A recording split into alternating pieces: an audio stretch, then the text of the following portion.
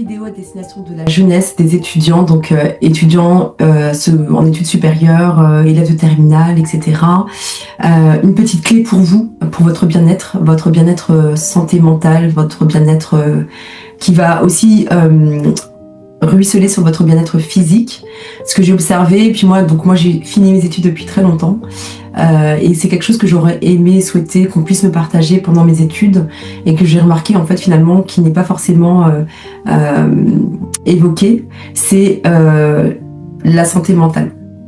La santé mentale, vraiment, c'est quelque chose à laquelle il faut vraiment faire attention pour pouvoir justement se construire, se développer.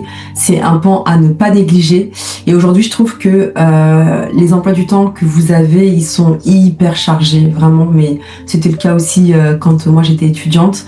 On passe notre temps à aller en cours, à rentrer, à réviser pour les partiels, à faire les devoirs, voilà, tout ce qu'on a à faire pour nos études. Mais par contre, on passe aussi beaucoup de temps. Alors vous, en plus, il y a le développement des réseaux sociaux, du numérique, etc. qui prend aussi énormément de place.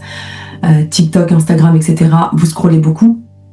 Et donc, ce qui fait que dans votre quotidien, vous êtes tout le temps à l'extérieur de vous-même et très peu avec vous-même.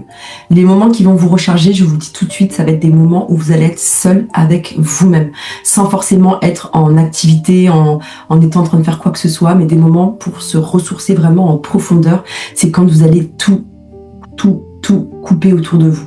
Et à ce moment-là, ce que je vous invite à faire, c'est de prendre des temps pour respirer, pour prendre du temps pour vous relaxer, faire des relaxations corporelles aussi, ça va vous aider. N'hésitez pas aussi à explorer votre créativité. La créativité est morte, je trouve. Par contre, la créativité pour suivre les trends, ça, bon. C'est pas une vidéo critique à l'égard de ce qui se fait, mais c'est vraiment pour vous apporter des clés, pour vous ressourcer et vous dire qu'il y a d'autres façons aussi de faire pour prendre soin de vous. Et donc voilà, je vous invite à prendre du temps pour vous-même, en dehors des réseaux sociaux, en dehors de vos études, pour pouvoir juste contempler, respirer, être avec vous-même. Ça va vous faire du bien. Merci pour votre écoute et à bientôt.